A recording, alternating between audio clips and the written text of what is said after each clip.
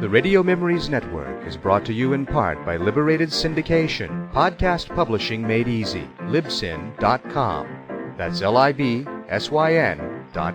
Hollywood, California, Monday, March 29th.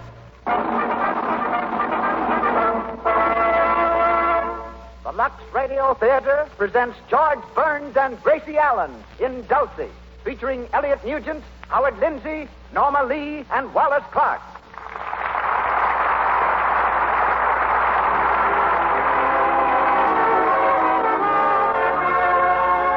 Presents Hollywood.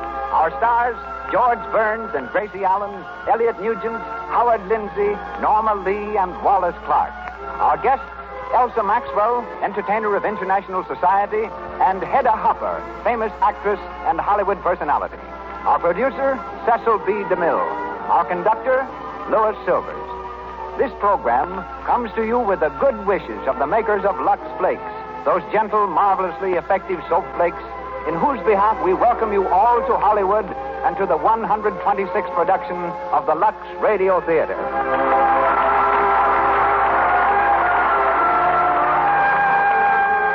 Our play tonight, Dulcy. Our stars, George Burns and Gracie Allen. Our sponsors, the makers of Lux Flakes. If you haven't tried the Lux way of cutting down stocking runs, the recent experience of Mrs. John Powers of Long Island may persuade you to. Here is what Mrs. Powers said. A group of us decided to make a simple test. See if we actually could cut down stocking runs by Lux washing. We each took a pair of stockings, washed one regularly with Lux Flakes. The other we rubbed with cake soap. Then we kept careful records of runs. We found Lux cut down on runs amazingly. The average was 72%. Lux Flakes do cut down runs because they save the elasticity of silk. Why not try this easy Lux way of getting longer wear from your hosiery? Start using Lux Flakes tonight.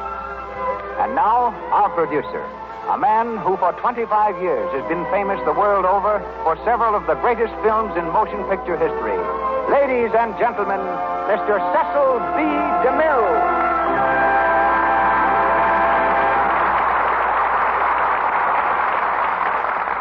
Greetings from Hollywood, ladies and gentlemen. With their own romance, George Burns and Gracie Allen changed the movie formula of boy meets girl, boy loses girl, boy gets girl, to girl meets boy, girl gets boy, girl loses her mind. Employed in a New Jersey office, Gracie's quota of silly answers was no higher than that of the average secretary when George Burns came along and convinced her that they should go into vaudeville together. 4 years later, George said, "Why don't we get married?" Gracie, in characteristic fashion, replied, "Who'd have us?" But in spite of that, George's civil question led to a civil ceremony. And now Gracie is not only Mrs. George Burns, she's the divine dunce of screen and radio, and was recently voted one of the best-dressed women in the world. Tonight's play, Dulcy, is remarkable not only for its comedy, but because it was the first conspicuous success of George S. Kaufman and Mark Connolly as writers, and Lynn Fontaine as actress, as leading lady, Howard Lindsay as a director, and Elliot Nugent as an actor. Today, Mr. Lindsay is one of Paramount's ablest writers, Mr. Nugent a noted Hollywood director. But both of them become actors again as they join Burns and Allen in tonight's performance with two other film personalities who were in the original cast, Norma Lee, now Mrs. Nugent, and Wallace Clark. This evening, Gracie becomes Mrs. Dulcinea Smith, wife of that paragon of patience, Gordon Smith, played by George Burns. Mr. Nugent will be heard as William Parker, Mr. Clark as C. Roger Forbes, Norma Lee as Angela Forbes, and Mr. Lindsay as Vincent Leach. And now, we loosen the straitjackets and let the players out of their padded cells as the Lux Radio Theater presents George Burns and Gracie Allen in Dulcy, featuring Elliot Nugent, Wallace Clark, Norma Lee, and Howard Lindsay.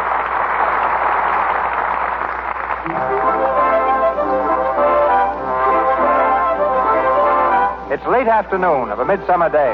On a road leading out of New York City, a small blue roadster weaves quickly through the heavy traffic. At the wheel is Gordon Smith, and beside him his brother-in-law, Bill Halloway. They're bound for Gordon's house in Westchester. As they reach the open road, the car swerves sharply. avoiding an accident by inches. Hey, take it easy, will you, Gordon?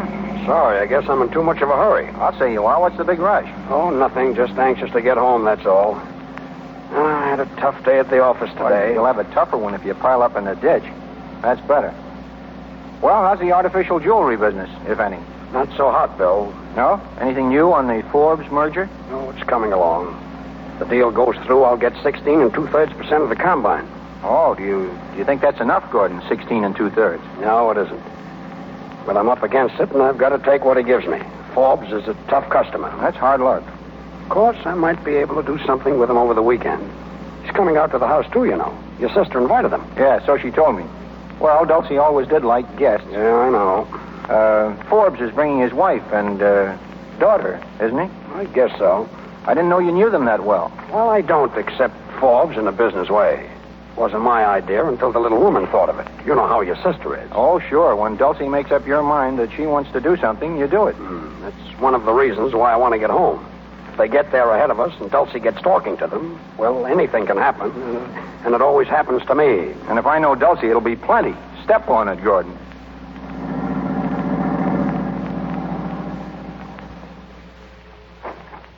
Go ahead in, Bill. Yeah, thanks. Gee, it's good to get home. I guess they aren't here yet. I beg pardon, sir. Huh? Who are you? I'm the butler, sir. The butler? I must be in the wrong house. Oh, no, sir. Mrs. Smith engaged me this afternoon, sir. Oh, well, I'm Mr. Smith. Yes, sir. Mrs. Smith described you in some detail, sir. Huh? May I take your hat, sir? Yes, sir. Yes. Thank you, sir. Very good, sir. Can you imagine that? I turn my back and she hires a butler. I guess she had to make an impression on the Forbes. Oh, hello, Gordon. Imagine meeting you here. It certainly is a small house. Who's that with you? Your brother. Oh, sure. Hello, Willie. Hello, Dulcie. Oh, Gordon, darling, how are you feeling? Well. You are, huh? My, isn't it hot? It certainly is. Did you have a nice day at the office today? Well, not so bad. Nice and cool in here, though. Maybe that's on account of the cold air. But Yeah. I always say it's the old breeze that doesn't blow in this room. Ring for Henry, will you, darling? I want to put these flowers in water. Wait a minute. Who is this fella, Henry? Why, Henry, why, darling, didn't you meet him? He's the butler. I know. He introduced himself at the door, but who is he? Where did you get him? Well, if you promise not to tell, Yes. He's a reformed convict. What? A reformed convict? Not so loud. He's very sensitive. Yeah, well, so am I. And I don't like the idea of having a second-story man polishing off the silverware. Oh, he wouldn't steal anything, Gordon. He's going straight now. He hasn't taken hardly a thing since he got out of prison. When was that? Last week. I see. Well, anyway, we've got to have a butler, darling. What, Dulcie? We're having guests, Willie. Very important guests for the weekend. Guess who's coming? The Forbes? Who told you? You did? Oh, you guessed it. Yes, there'll be Mr. and Mrs. Forbes and his wife, and Angela. Angela's their daughter, you know, and sweet. Why, she's just the sweetest thing. Yes, Oh, isn't she? really? Oh, what do you mean? You don't know her? Of course I do. I've known her for years. Well, what's funny about that, Dulcie? Well, he didn't know I never knew he knew. Isn't that funny? Or is it? Yes, dear, it is. Well, now let me see. The pink room for Angela and the red room for Mr. and Mrs. Forbes. I'd better have the green room made up for Schuyler Van Dyke. Schuyler Van Dyke. Yeah, one of the Van Dykes, and he's worth millions. Schuyler Van Dyke is coming here. Yeah, isn't that wonderful? Oh, he's a marvelous man. You'd never think he was a Van Dyke. He's so democratic. When did you meet him? Well, this afternoon, he was at Mrs. Kennedy's. He had a lot of other invitations, but he accepted mine. But, Dulcie, having this man here with Forbes, how do you know they like each other? Oh, they will. Mr. Van Dyke's a businessman, too, darling. He owns all kinds of things. Railroads, I think. Well, anyhow, it's something like railroads. He'll help entertain Mr. Forbes. Isn't that a pleasant surprise? You know, Gordon, one thing Dulcie never learned is the difference between a surprise and a shock. Oh, Willie, you're saying silly things to try to mix me up. Okay, I think I'll go upstairs and wash a little. Yeah, that's right, dear. I want you to look nice and clean for our guests. See you later. Bringing in a Mr. Van Dyke to entertain Mr. Forbes. Dulcie, Forbes isn't the kind of a man who wants to be entertained. All right, dear. Then Van Dyke can entertain Mr. Leach. Well, that's better. Mr. Leach? Who is Mr. Leach? Vincent Leach. You know, the big moving picture writer? Oh, yes. Is he coming here? Yes, isn't that wonderful? I'm not so sure. First you invite Mr. Van Dyke, next you invite Vincent Lee. Ah, there's the secret. Look, Dulcie, let's not make a game of this. I don't... Oh, well, you see, dear, Vincent and Angela like each other. Vincent and Angela? Yes. You mean Forbes' daughter? Yes, isn't it wonderful? So I invited them both here so they'll have the whole weekend together. You never can tell what'll happen. That's what I'm afraid of. Dulcie, you don't know Angela so well, and this man Leach, what do you know about him? I know all about him. He's a big scenario writer and just the man for Angie. He's so practical and she's single. Opposite should marry. You know that, darling. Yes, I know that. But why are you so anxious to match this fellow Leach with Angela? What do you care about it? Don't you see? Yes, I see. Can't you guess? Yes, I can guess. All right, then I'll tell you. Good. If Angie likes Mr. Leach and marries him, Yes. and I fixed it... Well, that'll make Mr. Forbes so grateful that he'll have to give you more than 16 2/3 of the percentage. I wish you'd stay out of my business. Well, sure, that's what a wife's for. Now, I figured it all out by myself. But, Dulcie... Oh, Gordon, darling, don't be upset about it. I know they ought to marry. I just know it. It's a woman's intuition. Just as I knew I ought to marry you, dear. It was because I loved you, darling, and wanted to help you, Yes, and you do help me, but you don't understand, dear. Try and see my position. Well, all I can see is that Mr. Forbes is taking advantage of you, and I'm not going to let him, that's all. But that isn't the point. In the position that I'm in, I have to go ahead with it. Don't you see, dear, if I'm not in that merger, I'll lose everything. Well, only 16 2/3%. It's such a funny number, too. I don't see why you couldn't get a nice even number like 25 or 50. Dulcie, you've got to listen to me. Let me talk to Forbes about a higher percentage. Maybe he'll acquiesce. Well, he might try to, but he won't get away with it.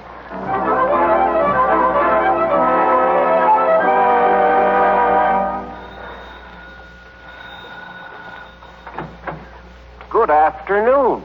Good afternoon. Forbes is my name. Yes, sir. Just step right in, please. Come on, Eleanor. Yes, dear. Angela? This way, please. My, what a lovely room, isn't it, Angela? Yes, the whole place is lovely. Nobody here.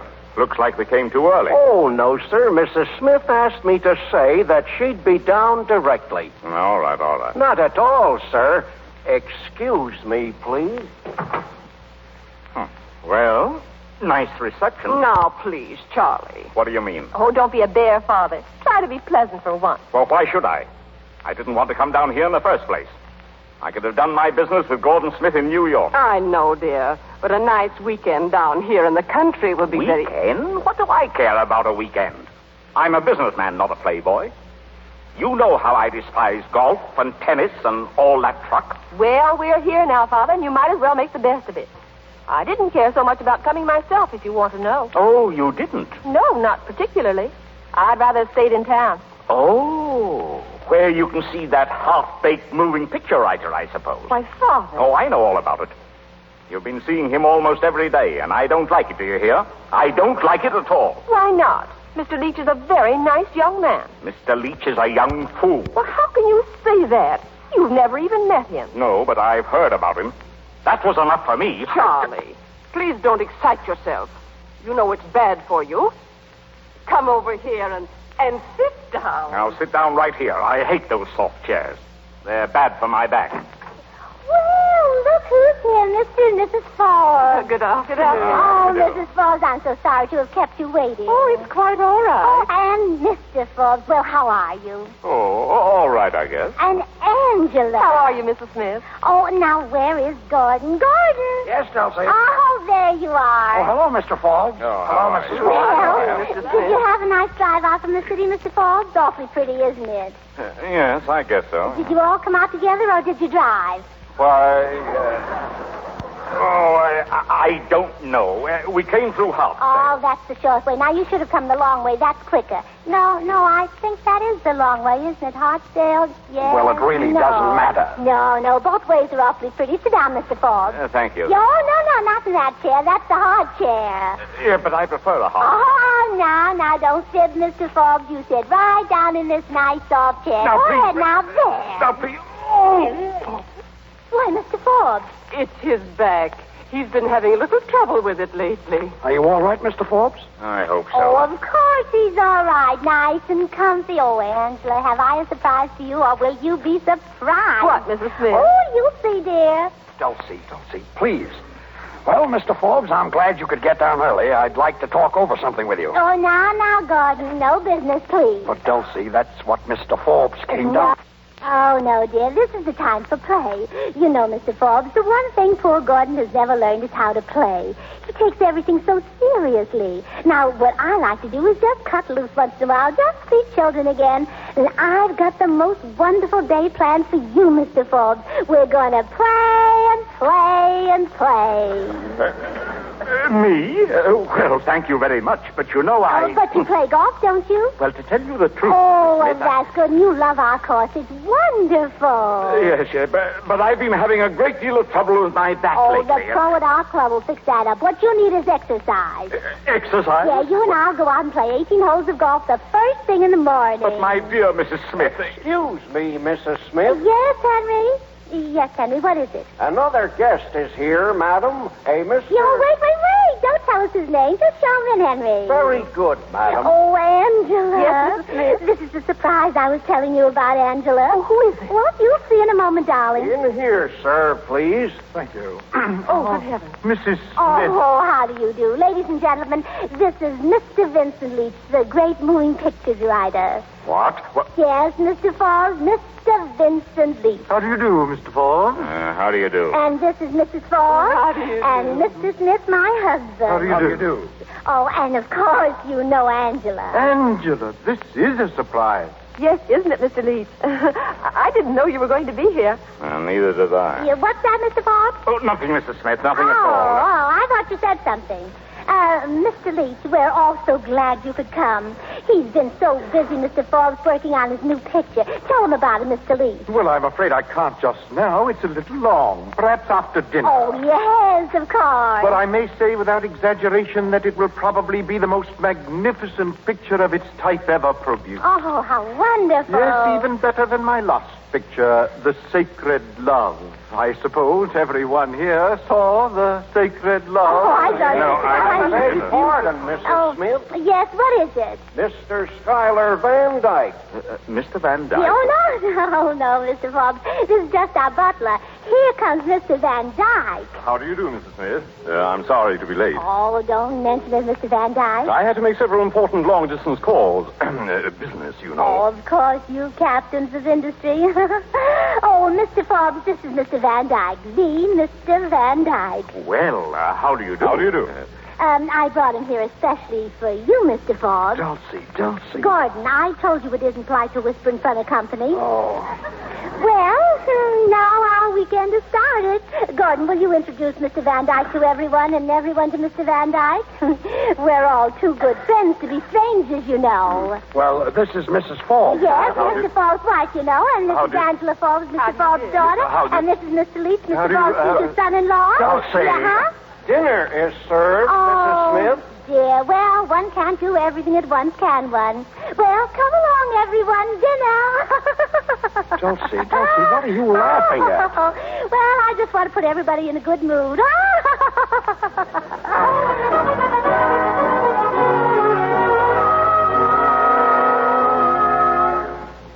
Charlie, let's go back to the others. I tell you, I'll do nothing of the sort. This place is going to drive me crazy. Now, Charlie, please don't excite yourself. You know how bad it is for you after eating. Did you hear what that woman said?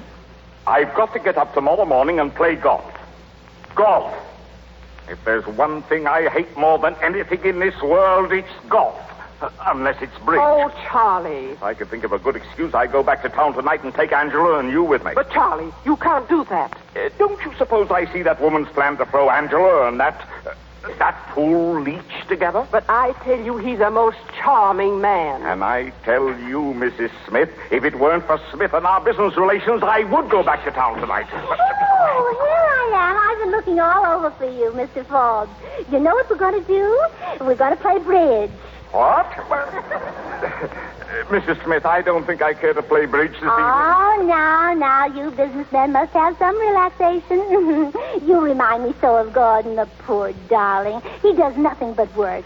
I don't suppose he's told you, Mr. Forbes, but he's really got a lot of things on hand. What do you mean? Well, you might just as well know. It isn't only the pearl business. He has lots of other interests, too. What's that? It's really asking too much to make him give up all these other things to come into the jewelry merger. That is, unless it were made worth his while. Of course, if he only got 16 2/3%, he couldn't afford to give up all his time to it. Oh, no, he'd have to look after his other interests, too. And you'd be the loser. Oh, I see. Yeah, I thought you would. Are you coming, Mrs. Falls? Oh, yes, Mrs. Smith. Well, hurry, dear, then. We're going to start the game. Oh, hello, Mr. Forbes. All alone? Yes, Mr. Smith. I'd like to have a word with you. Of course. Smith. Yes? Your wife has just been telling me something of your other business activities. Other business activities? Yeah, and it came as something of a revelation to me. I don't understand. Well, as you may have been aware, my agreement to admit you on a 16 2/3% basis was founded on the expectation that you would give all your time to the new enterprise. Yes, of course, Mr. Forbes. Well, in the circumstances, your business and your services would hardly be worth that amount to me. No, I think we shall have to lower your percentage. But, Mr. Forbes, you don't understand. Oh, I think I do. And now, if you'll excuse me, I'll go and play bridge. Oh, I'm sunk. Dulcy, where are you? Yes, Gordon, dear. Oh, come here, quick. Oh, Gordon, I've got news for you. Wait a minute, Oh, Dulcy. but it can't wait, dear. I must tell you. Dulcie, please. Mrs. Forbes just told me that Mr. Forbes never plays bridge. Well, what of it? What of it? Why, Gordon, dear, don't you see? He's out there now, ready to play. That means he likes us. He likes us, Gordon. Everything's going to be wonderful. Oh, I can feel it in my bones. Oh.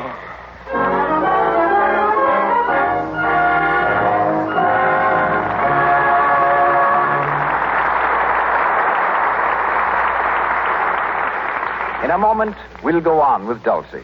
But now, let's listen in on a typical Lux home. Young Mr. and Mrs. Johnson, who have been married just a month, are giving a party in their new home. Good night, my love. Remember that you're mine, sweetheart. Oh, swell, Betty. Play some more. Let's have some of the old-time favorites in this book. Yes. If you don't mind, I'd rather not play anymore. Oh, please, honey. Oh, what's the matter? Play Betty. like that. I can't imagine. Let me go see what the trouble is. So Betty's friend Ruth, who is a newlywed herself, goes into the bedroom. She finds Betty crying, sits down beside her, and tries to comfort her. What's wrong, Betty? Tell me. Oh, it's nothing, Ruth. Only while I was playing the piano, you all seemed to be staring at my horrid old dishpan hands. I hate looking like such a drudge. Oh, you poor little kid. Don't you know your hands needn't look that way? 6 months of dishwashing hasn't hurt my hands a bit. How do you do it? The easiest way in the world. I use Lux Flakes in the dishpan. They're so gentle, it's a regular beauty treatment every time I wash the dishes. Just try Lux, Betty. Your hands will be white and smooth again in no time. Remember, pure, gentle Lux Flakes haven't any harmful alkali. They won't dry up the precious oils of the skin. And Lux is inexpensive, too. Lux Flakes for all your dishes cost less than 1 cent a day. Mr. DeMille continues. On with our story, Dulcy, starring George Burns and Gracie Allen.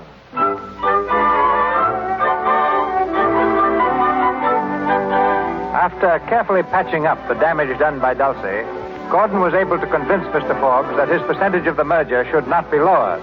But there's more trouble brewing. It's a few hours later, and Dulcie is alone in the living room. The door opens, and Vincent Leach and Angela enter excitedly. Oh, Mrs. Smith, we've got to speak to you. Yes, we want you to help us. Why, Mr. Leach, Angela, is there anything wrong? Oh, Mrs. Smith, Vincent and I are in love. In love? In love? Oh, Angela, Angela, Mr. Leach. Oh, if this isn't the most wonderful thing I've ever heard, why, it's wonderful, that's all I can say. Oh, I'm so happy I could cry. Good news affects me that way. Oh, Vincent. I may call you Vincent now, mayn't I? Of course. Mrs. Smith, we're going to need your help. Oh, yes, darling, of course. Now, it's a secret, and you must promise that you won't tell anyone. Oh, I know. I wouldn't tell a soul. Well, we're going to elope. Elope? Tonight. Tonight? You mean run away and get married? Yes. Oh, why, well, that's wonderful. Oh, that's just marvelous. Oh, now remember, you're not to tell us. Oh, I know. I wouldn't tell anybody, no. How soon are you going? Oh, just as soon as we can. Aren't we, Vincent? Yes, if we can get away. Oh, of course. Oh, I'm so excited. I don't know what to do next. Oh, Willie, Vincent, and Angela are going to elope. Smith, you promised you wouldn't tell. Oh, but I won't, and Willie won't tell anybody either, will you, Willie? You're going to elope, Angela, with Mr. Leach? Yes. No, I won't tell a soul. Oh, there you are, Angela. Thank you, Bill. Yeah. Where are you going to elope to? Why, where were we, Vincent? Well, I hadn't thought about it just yet. Well, there are lots of places. Oh, sure. How about a marriage license? Why, I don't know. Vincent? Well, I thought we might find one Oh, someplace. Willie, you could help them some way, couldn't you? You know where to get a license and everything. Why, yes. As a matter of fact, I'll be glad to drive them there. Oh, now you see, that's just why I told them. Oh, everything is just working out beautifully, and I'll tell you what we'll do. What do we suggest, Willie? Is everything ready? Oh, we just have to get our bags. They just have to get their bags. Vincent, now you go find Mrs. Forbes and tell her, and then we'll all meet in the garage. Now I'll go up and get Angela's things for her. Well, wait a minute. Oh, hurry, Vincent. The less speed, the more haste is something, you know. All right.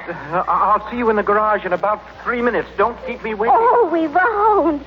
Well, now that's settled. I'll go up and get the things. Oh, I'll go with you. Oh, no, I'll bring everything out to the garage. If anybody sees me, they won't suspect. Oh, well, you know, I'm so excited. It's just like times of old when knights were bold. Oh. Well, are you all ready for the elopement, Angela? Bill Parker, I think you're just horrid. Speaking to me? You know very well I am. Oh, you don't mean it. I'm really being very good to you, helping you out in this way. Well, you don't have to be so happy about it. After all, we are old friends. Yeah, that's why I'm glad. You're glad, aren't you? That has nothing to do with it. Of course I am. Oh, you're just impossible. Angela, you told me once that I'd never change. Well, you were right. I never have changed, especially about you. I don't care whether you have or not. I think you're positively hopeless. I guess I am. Well, let's get going, shall we?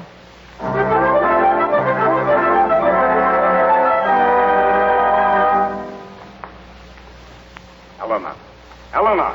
Here I am, dear, in the garden. Oh, what are you doing out here? Oh, watching the stars. It's a beautiful night, isn't it, Charlie? So calm and peaceful. Peaceful. You know, that woman is enough to drive a man crazy. Say, is that our car? Where, dear? Well, going out the drive. See it? Oh, it couldn't be ours, darling. No? Well, where's Angela? I don't know. I haven't seen her since dinner.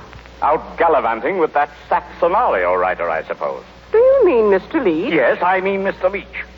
And I want to tell you something. If I find this Leach person actually making love to Angela, I'm going to raise blazes. Now, Charlie. I've had nothing but a series of aggravations and annoyances ever since I came into this house. Eleanor, I can truthfully say that in all my 53 years, I have never spent an unhappier evening. Oh, Charlie. Yeah, but I'm not going to spend another. I'm not going to stay here and play golf and bridge. Well, what are you going to do? I'm going home. Charlie. I'm going upstairs and pack right now. Charlie. Oh, Mr. Forbes, here you are. Yeah, I won't be for long. What did you say? I said I'm going to my room. Oh, that's right. Get a good night's rest so you'll be nice and fresh for tomorrow. Mrs. Smith, I am not going to play golf tomorrow. Oh, no, none of us are. We've changed our plans, Mr. Forbes. Oh. We're going horseback riding. Horseback? Yes, isn't that a wonderful idea? Good night, Mrs. Smith. Oh, I knew he'd like it. Oh, Mrs. Forbes. Mrs. Forbes, have you heard the news? Oh, but you couldn't have, could you? It only just happened. Well, what has just happened? Vincent and Angela, they've eloped. What? Yes, just a minute ago. They took your car. Eloped?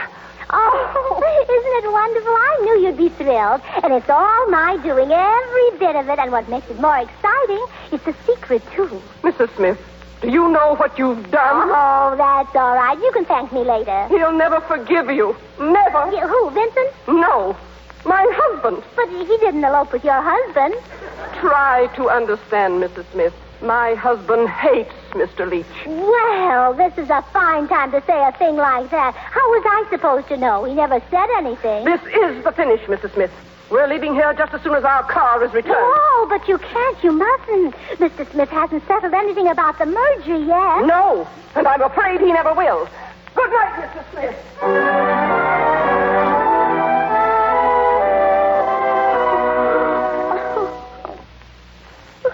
Mrs. Smith? Yes, Mr. Van Dyke? You mustn't cry like that, Mrs. Smith. Oh, I can't help it. You don't know what's happened. Yes, I do. I just heard Mr. Forbes storming about it upstairs. You couldn't help but hear him. Oh, Mr. Van Dyke, isn't it awful? Isn't it terrible? Nothing is so terrible that it can't be mended. Oh, but the merger, it may be all off. I don't know what Gordon will do. Mrs. Smith, I like your husband very much. Oh, do you? Tell me, would he be willing to get up his own merger? One bigger than Mr. Forbes ever dreamt of? Why, well, I never thought of that, but Mr. Forbes... It's exactly. Now, I've always wanted to take a little flyer in the jewelry business.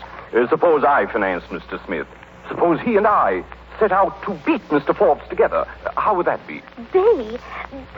Why, it would be the biggest thing that ever happened in this house. Do you really mean it? I certainly do. I'll put up my check the moment your husband says the word. Oh, Mr. Van Dyke, you've made me the happiest woman in all the world. Oh, you'll let me break the news to him, won't you? Why, of course, if you wish. Oh, and to think I introduced you to him. Oh, now what will he think of me?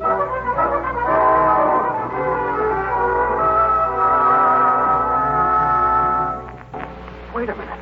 Say that again, Mr. Van Dyke. Of course. I said that your wife has interested me very much in this proposition, and I've told her that I'm willing to finance a combination to beat Forbes and his crowd with you at the head of it. Oh, he's just waiting for you to say the word, darling. I can't believe it. But it's true. It is, dear. Why, it's too good to be true. I could get rid of Forbes and put my business in for what it's worth. Oh, yes, Gordon. I really could do big things. I'll be backed financially by the Van Dyke interest. Exactly, Mr. Smith. Oh, excuse me. Oh, come in, Forbes. Oh, we were just talking about you, Mr. Forbes. I'm compelled to make a little announcement. I merely wish to tell you, on top of everything else, that my wife's diamond necklace has disappeared. Disappeared? In view of the fact that it took place in this house, I thought you might have a sentimental interest. Don't you dare accuse Henry of stealing anything. Dulcy. Henry? Who's Henry? Yeah, well, Dulcy, quiet. No, Gordon, I'm not going to stand here and listen to him make insinuating remarks about my servants. Henry is perfectly honest. His honesty has been proven. He's been paroled 7 times. Oh. Well, that's very interesting. Where is this man? Why, he's not here. He asked me if I'd let him take the evening off, and I said yes. Thank you, Mrs. Smith. You've been a great help. Mr. Forbes, please. We'll get the necklace back, and if we don't, I'll make good for it. Now, let's sit down and talk it over. There's nothing to talk over. And in the circumstances, I don't see how we can possibly go into business together. I don't like your methods. The merger is definitely off. But, Mr. Forbes... I'm sorry, but that's my decision. Wait, Mr. Forbes. Before you freeze me out, I want to tell you that Mr. Van Dyke here has agreed to back me in an independent merger. A bigger one than yours. What? Yes, Mr. Forbes, I have. But Now, am I still out? Yes, Mr. Smith, you are. Very well. Then I'm going to line up with Mr. Van Dyke and fight you. Fight you till one of us is forced to the wall. I'll teach you to take advantage of me. Advantage? Who took advantage of you? You did, by offering me less than you know my business was worth. Why, you knew I was in a hole, and now you're going to get just what you deserve. You're going to get a first-rate licking. Oh, Gordy! All right. Make your fine speeches. But when you talk about fighting, don't forget that I can fight too. And before you win, you're going to know that you've been in a real fight. Remember that. You know, I think he's mad, Gordy. Mr. Smith, allow me to congratulate you. You told him what was what, straight from the shoulder. Thank you, Mr. Van Dyke. And I'm sure we'll get along splendidly. Well, of course we will. And now I'll say good night. I've had a hard day at my broker's, and I'm very tired. Good night, Mrs. Smith. Oh, good night, and thank you. Not at all, not at all. Oh, Gordon, you were wonderful. I feel like a new man. Oh, you see, I was of some use after all. Use? You were magnificent. The best. The finest little wife in the world. Oh, wasn't it lucky my finding Mr. Van Dyke? Lucky. It was an inspiration. Oh, and I am a real helpmate? I should say you are. Oh, Lordy. Well, now, who could that be? Well, I'll answer it. Good evening, Mr. Smith. Good evening. I'm sorry to intrude like this, but it's rather important. My name is Patterson, Blair Patterson. Oh, the attorney. Yes. Oh, come in. Thank you. I was referred to you by Mrs. Kennedy. Oh, across the street. Yes. She said that you had guests. I just wondered if among them there was a Mr. Morgan. Morgan? Oh, I know. Well, is there a Mr. Ford? No, he's not here either. Mr. Vanderbilt? You Vanderbilt? Oh, no. Well, let me ask you. Is one of your guests tall, good-looking, interested in various investments? Oh, you mean Schuyler Van Dyke? Schuyler Van Dyke, yes. I think I do mean Schuyler Van Dyke. Mm-hmm. I'm his cousin. I've come for him. Come for him? Yes, his real name is Patterson, Horace Patterson. He has an hallucination that he's a millionaire. What? You mean he's crazy? Yes, a little. But harmless, I assure you. Dulcy, he's crazy. Schuyler Van Dyke is crazy. Well, then the company that he was... the merger that he had the money for, the merger that it isn't... it fall. It can't fall. Oh, dear.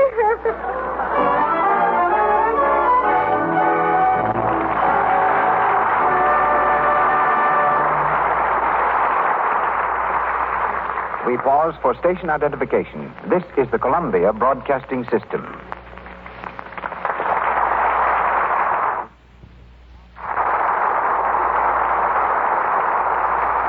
Now, a momentary break in Dulcy, while George Burns and Gracie Allen prepare for the next stanza of our play. Here in Hollywood, Miss Hedda Hopper, one of the screen's brighter comedians, is as successful socially as she is professionally. Her charming sophistication and delightful wit make her a popular guest at most screen colony functions. The end of the Lenten season has been the occasion for Hollywood's annual display of spring finery, and I've asked Miss Hopper to report tonight on what she's seen from the reviewing stand of Stardom's Easter Parade. Our guest is appearing in 3 films now in production: Topper, Dangerous Holiday, and Vogues of 1938. Ladies and gentlemen, Miss Hedda Hopper. Thank you so much, Mr. DeMille. Hollywood's Easter Parade really began Saturday night with the dinner given by Mr. and Mrs. Basil Rathbone to celebrate their 11th wedding anniversary. All the guests came as brides and grooms, and prizes were worn by Freddie March and his wife as Mr. and Mrs. Caveman, wearing a bit of tired leopard skin, and by Loretta Young as the bride of Mephistopheles. Marlene Dietrich put on her tails and top hat and tucked Mrs. Lubitsch under her arm. Myrna Loy and her husband, Arthur Hornblow, came as peasants with headdresses 3 feet high, while Mr. and Mrs. Misha Auer became, for the evening, Mr. and Mrs. Misha Mouse. It was a typical Rathbone party, which means that about every important star in Hollywood was there, and what's more, had a grand and glorious time. And stayed for breakfast? No, we adjourned for ham and eggs to the home of Adrian, the noted designer. There again were all the stars, this time in their street costumes. And I must say that in their gay prints and tailor-mades, they looked like old-fashioned bouquets. Both Maureen O'Sullivan and Rosalind Russell proved how popular the new large black hats are, with their long, bright-colored ribbons flowing down the back. Maureen wore a black print dress splashed with brilliant colors, and Rosalind's dress resembled a mass of tulips. One of the guests of honor was the Rani of Sarawak, wife of the Rajah, but she preferred her traditional East Indian costume with many gold chains, jewels, and bracelets. I've been in Hollywood a good many years now, and watched it become universally recognized as a fashion center.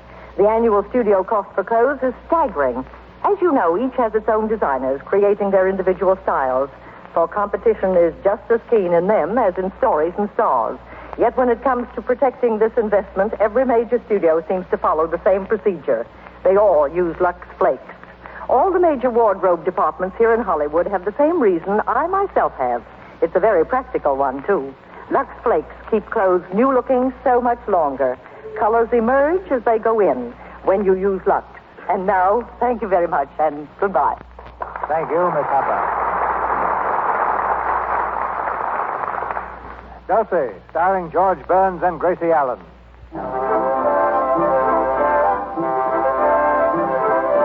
It's early the next morning, and Blair Patterson, the lawyer who brought the calamitous news of Mr. Van Dyke's hallucinations, is in the living room straightening out his rumpled clothes after spending the night on the sofa. Down the stairs comes the happily demented Mr. Van Dyke, singing cheerfully.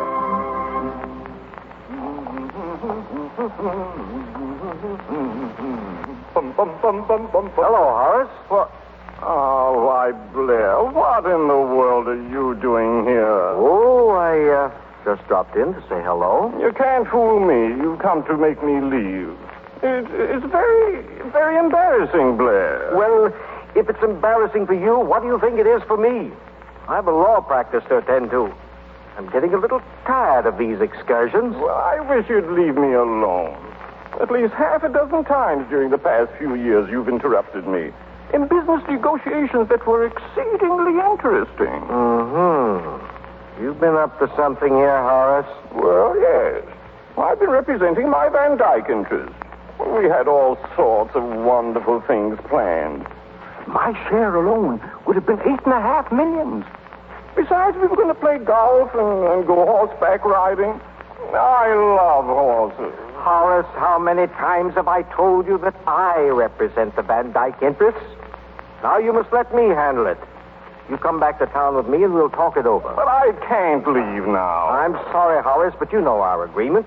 Unless you do as I say, I'll never go through with that $200 million airplane company of ours. Well, all right, Blair. Good morning. Good morning, Mrs. Smith. Oh, how do you feel this morning, Mr. Van Dyke? Very melancholy. I'm afraid I must go back to town. Oh, well, that's too bad. Still, it's all for the best. You must have some breakfast first, though. Thank you. I'll go and have it right away. It's hard to do high finance on an empty stomach. He can have breakfast, can't he, Mr. Patterson? Oh, yes. Well, I had some soft-boiled eggs prepared for him, some soft milk toast, all very soft, you know. Is that all right? Oh, yes. I think that'll be very nice, Mrs. Smith. Thank you. No, don't mention it, Mr. Patterson. Hello, Gordon, darling. Hello. Good morning, Mr. Patterson. Good morning, Mr. Smith. Have you seen your cousin? Yes, we had quite a talk. By the way, you haven't mentioned anything to your guests, have you? I mean, it would be rather embarrassing. No, nobody knows a thing. So far as they know, he's Schuyler Van Dyke himself. Fine. That's fine. Well, thank you very, very much. And now I think I better go and keep an eye on him. You never can tell what big merger he'll attempt next. Yes. Excuse me, Mrs. Smith. Oh, certainly. Dulcy. Yes, dear? Dulcy, I want to speak to you. Yes, of course. What about, darling? What about? Do you realize what's happened? Well, I don't know. I think... Oh, Gordon, I didn't mean... Wait. Yes, darling. Do you know what Forbes is going to say to me when he learns who Van Dyke really is? No. He's going to laugh in my face. I'll never get him to change his mind about the merger now. He thinks he's been made a fool of, and he's right. But we haven't really done anything to him just because we asked for more. Oh, it wasn't our asking for more. Oh, you mean the jewels disappearing? Yes, and his daughter disappearing, too. Oh, it was me again. It was me as usual. Oh, Gordon, how will it all end? If Forbes finds out that Van Dyke is crazy, he'll probably force me out of business. I'll have to start all over again. Without a cent. And without me? Dulcie, I love you. I'll always love you, but you're like a child. You don't stop to think. Well, I guess I don't, Gordon. I only think. Oh, Darling, I'll let you go if you want me to. I'm just all wrong. I'm a false note. I've always wondered how I was able to make a man like you care for me. It seems so silly for a man like you ever to love a false note. Dulcy, you're not a false note. You're a melody. A whole tune, but I don't know what to do. Well, maybe I can reform. I doubt it. Oh, Gordon, please let me try. I'll promise that I'll never interfere with your business affairs again. I'll change completely. I'll revolutionize myself. Dulcy, I don't want you to change. I love you just as you are. I simply want you to let me handle my own affairs in my own way. If you can promise to do that... Oh, yes, Gordy, I promise, and I'll keep it, too. I will. Thank you, Dulcie. I hope I'm not wrong this time.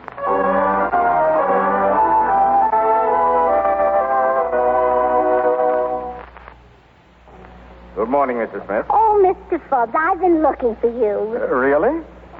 Mrs. Smith, I have a slight apology to make. We found my wife's necklace. Oh, there, you see? Your butler found it and put it away for safekeeping. He returned it to Mrs. Forbes this morning. Oh, I'm so glad. Now I have an apology, too, Mr. Forbes. I'm sorry about the elopement, Mr. Forbes. And I'm sorry about the business deal, too, but it's going to come out all right. I should think it would. For your husband, backed by the Van Dyke millions. The Van Dyke millions, but Mr. Forbes... As a matter of fact, I'm inclined to regret my hasty decision of last night. If I had known before that Mr. Van Dyke was interested... Yeah, oh, but that's just it. He isn't interested. I mean, he is, but he can't be. What is all this? Well, you see, Gordon will go in with you after all, because Mr. Van Dyke... Well, Mr. Van Dyke just isn't Mr. Van Dyke. What? What's that? Well, no, he has something wrong in his head. He only thinks he's a millionaire. Oh, I see. So everything's all right now, isn't it? Oh, yes. Splendid, yes. Where's your husband now, Mr. Why, Smith? he's in the library. Would you like to see him? Yes, very much. Well, come along. It's right this way, Mr. Forbes. Oh, I just knew everything would turn out all right. Oh, here we are. Gordon, darling. Dulcie? I've just fixed it with Mr. Forbes, darling. What? Yeah, everything's fine now. Dulcie, what did you say? A great deal, Mr. Smith. She told me about Mr. Van Dyke. She took... Did you, Dulcie? Yeah, of course, dear. I told you I'd straighten everything out.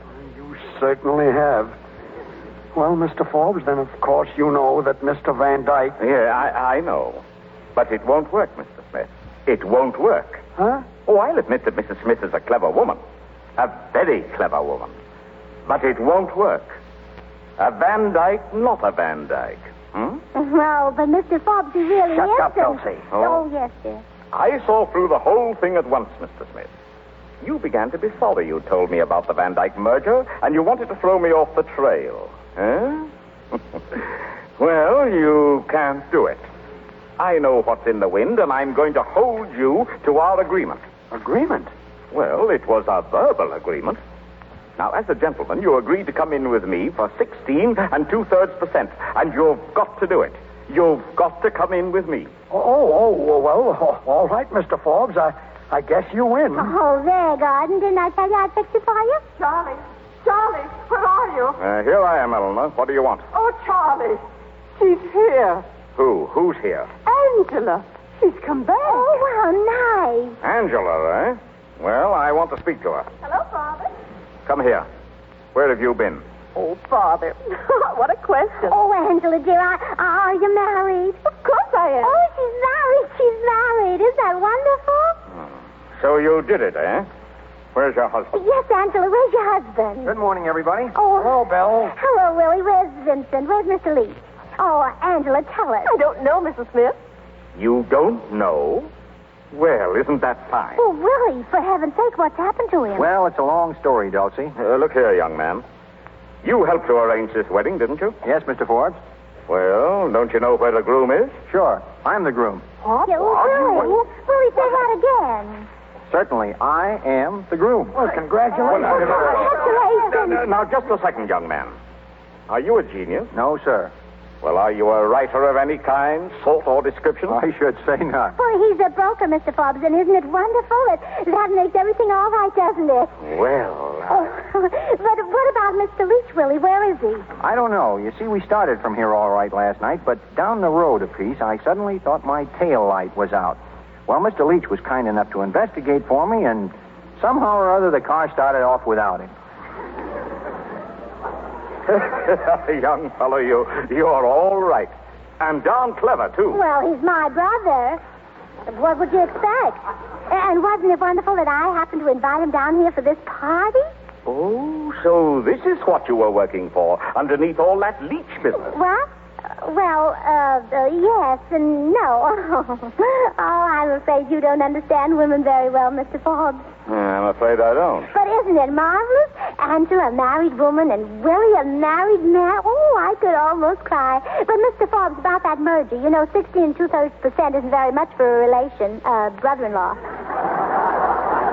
Well, I wasn't very generous about that deal, or very just either. Smith. Yes, sir? What do you say to coming in with me for 20%? 20? Oh, Mr. Forbes. All right, then. All right. If that's not enough, we'll make it 25. 25? Dulcy, be quiet. 25 satisfies me. Oh, does it? Well, if it satisfies you, Gordon, then it satisfies me. I didn't mean to interfere, dear, and I never will again. You know the old saying, a burnt child dreads the fire? Well, I've been burned, and once bitten, twice cautious. You get the idea, don't you, darling?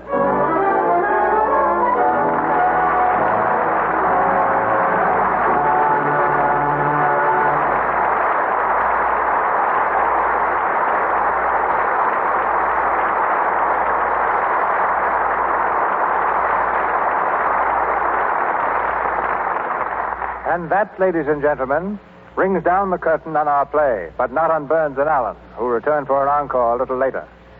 As you have seen, we were concerned tonight with a party that almost turned out all wrong. And now we're going to extend our stage from Hollywood to New York for a little advice from a hostess famous the world over, because our parties always turn out all right, Miss Elsa Maxwell. Miss Maxwell has entertained notables the world over. There's hardly a famous person she doesn't know. Right now, she's finishing preparations to attend the coronation in England. And so, to check up on the ways of a perfect hostess, we take you to New York and Elsa Maxwell. Unexpectedly introduced Noel Coward to Queen Mary of Romania at a party.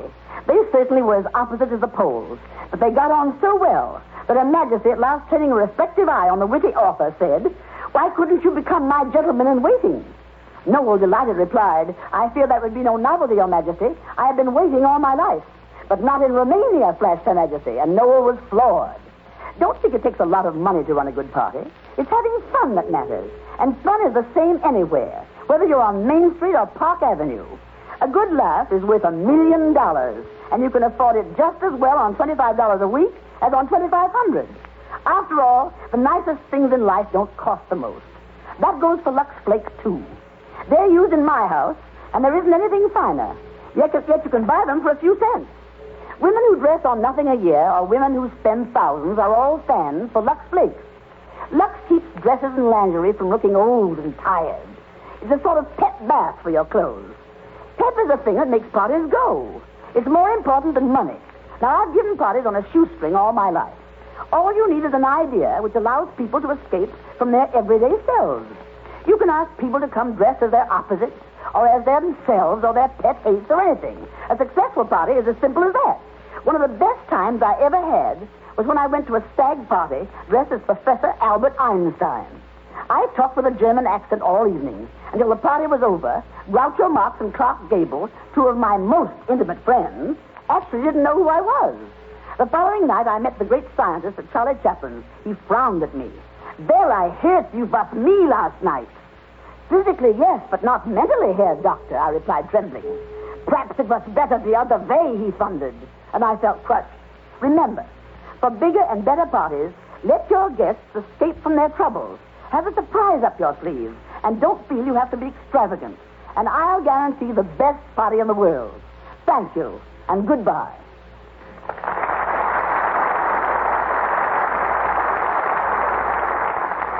From Hollywood, Miss Maxwell, we send our transcontinental thanks.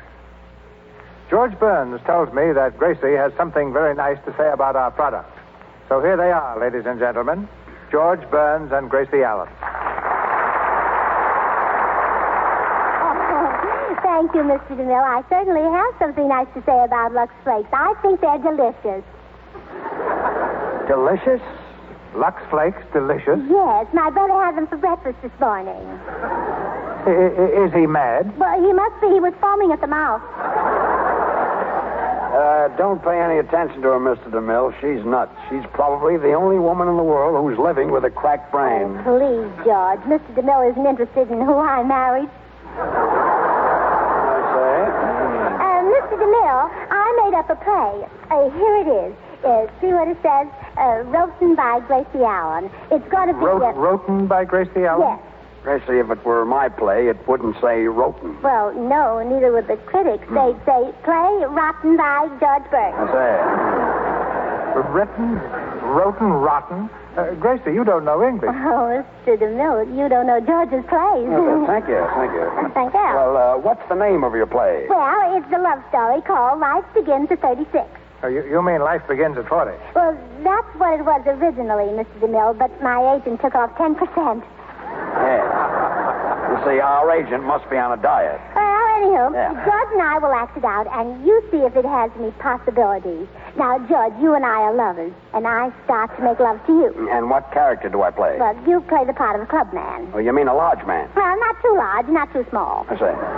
Sort of, that's it. Yeah, thanks. Well, anywho, I'm Violet Ray, a movie extra, and George, you're Montgomery Ward, my lover. Thanks. And you're jealous of your rival, Sears Roebuck. I suppose he comes driving up in his catalog.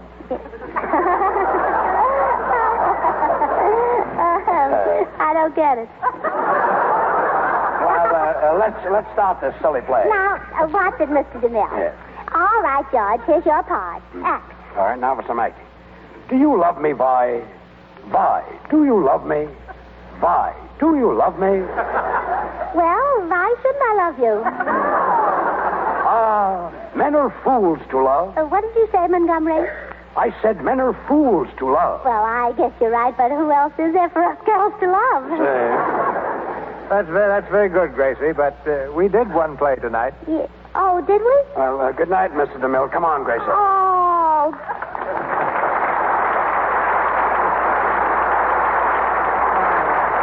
Now I know why George Burns.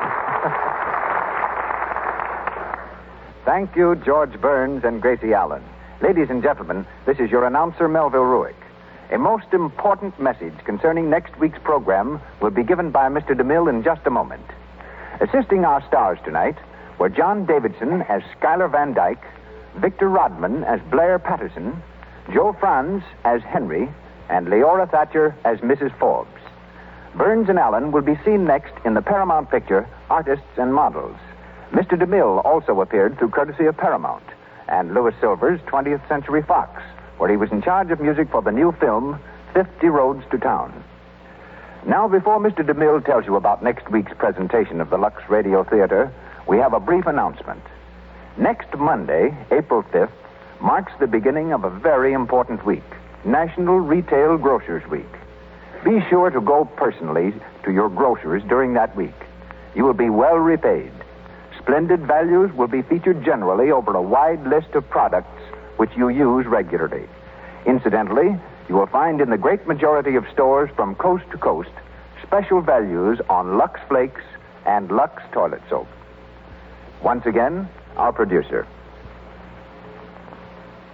Of the many novels written against a background of the World War, few carry such tremendous appeal as Ernest Hemingway's masterpiece, A Farewell to Arms. It made a remarkable play as adapted by Lawrence Stallings, a sensational motion picture. And next Monday night, from the Lux Radio Theater, we bring you this magnificent love story starring one of the most celebrated personalities the screen has ever known, Mr. Clark Gable.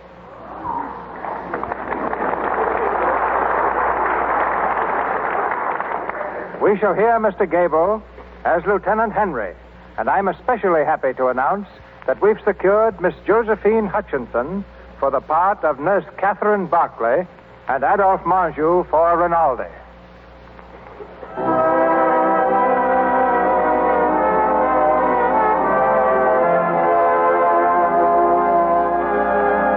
Our sponsors, the makers of Lux Flakes, join me in inviting you to be with us again next Monday night when the Lux Radio Theater presents Clark Gable, Josephine Hutchinson, and Adolphe Manjou in A Farewell to Arms.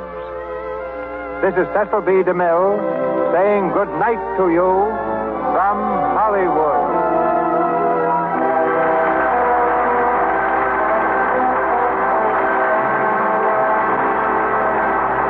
As Mr. DeMille told you, our stars next Monday night are Clark Gable, Josephine Hutchinson, and Adolphe Manjou in Ernest Hemingway's brilliant story, A Farewell to Arms.